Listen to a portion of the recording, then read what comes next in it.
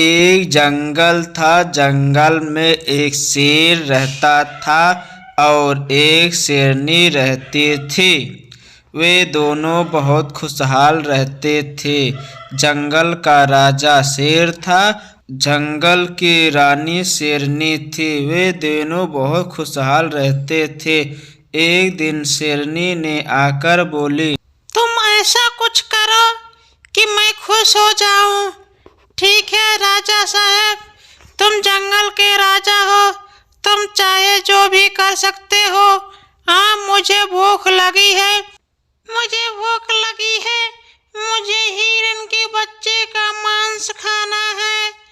हाँ, मुझे भूख लगी है, मैं क्या करूं? मेरे पेट में बच्चा भी है, मैं कुछ नहीं जानती हूँ। मेरे लिए मत लाना, मैं अपने बच्चे के लिए तुम लेके आना। ठीक है राजा साहब, चाहे जो हो जाए, अगर घर वापसी आना तो मांस लेके जरूर आना, ठीक है?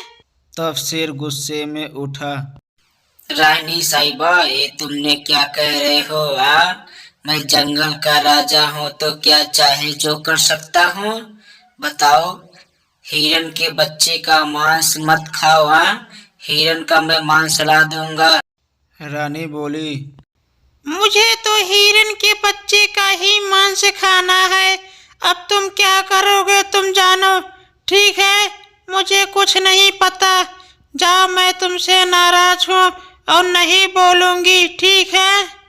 तब शेर जंगल से जाता है।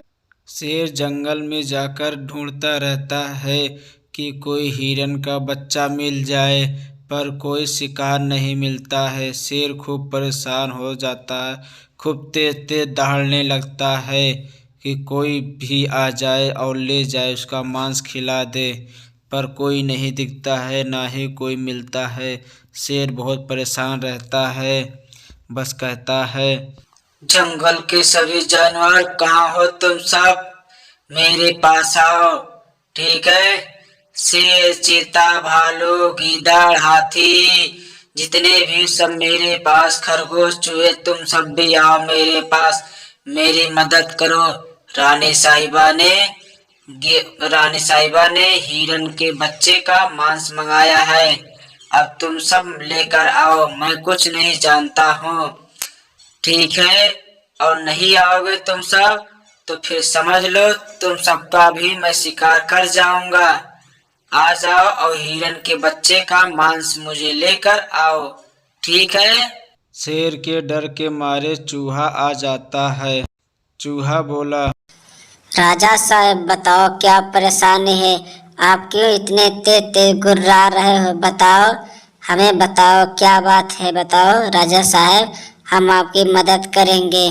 शेर ने गुर्राकर बोला, रानी साहिबा ने हिरन के बच्चे का मांस मंगाया है। अब तुम बताओ मैं क्या करूं? चूहा बोला।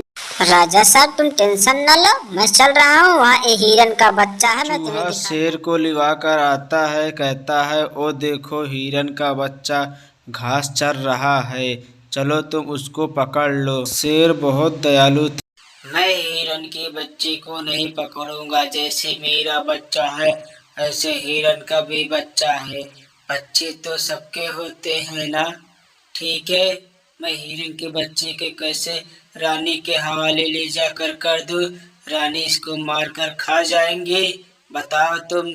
चूहा बोला, राजा साहब जब आप इतने दयालु हो तो रानी भी दयालु होंगी ना, आप लेकर जाओ रानी, क्या पता मन बदल जाए। शेर बोला, ठीक है, ठीक है, अगर तुम कह रहे हो तो ठीक है, तुम्हारी बात मान ले रहा हूँ।